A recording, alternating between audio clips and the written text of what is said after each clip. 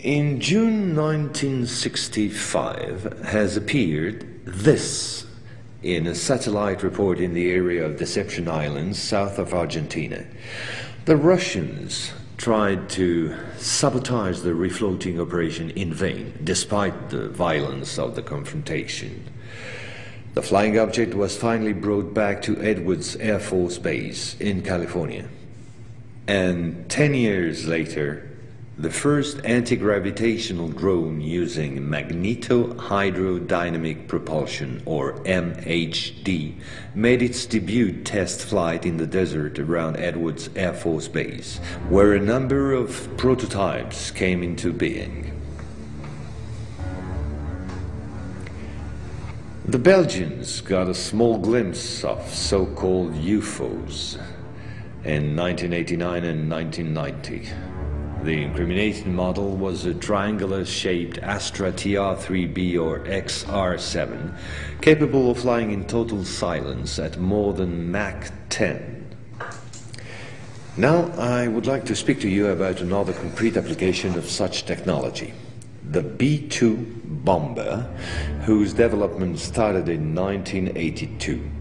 The official B-2 stealth bomber, which flew for the first time in 1989, was to serve as cover for another unconventional B-2 to be built in parallel. This top-secret model used, among other things, a plasma creation system, exploiting the airflow like an MHD generator.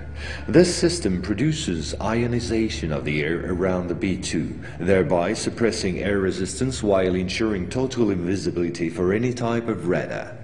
This nuclear bomber has flown for 15 years now at more than Mach 10. It can fly around the Earth in just a few hours without being seen. Naturally, such military research was to give rise to many commercial spin-offs. Over the last 10 years, we've seen the appearance of dozens of non-lethal armaments like E-bombs or electromagnetic bombs, as well as, of course, microwave weapons and powerful lasers. The U.S. Department of Defense, through the multinational Raytheon, decided to invest a gigantic amount of money in an experimental program called HAARP, or High Frequency Activate Auroral Research Program. And it was quite a program. Officially, the base in Alaska studies the ionosphere. In truth, the real possibilities of the installation are enormous. Climate manipulations, deep detection of underground base or deposits, silent and remote destruction of any object, and most important of all, manipulation of human behavior.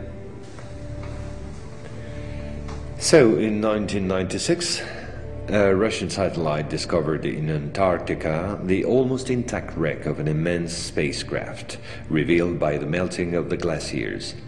The ice samplings indicated a crash date some 24,000 years ago.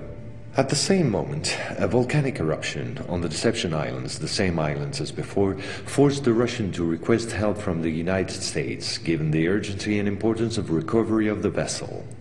In the end, they suddenly dropped it all and evacuated the zone in panic. The device was finally destroyed by the Russians, extremely upset by the situation, which was no longer working to their advantage.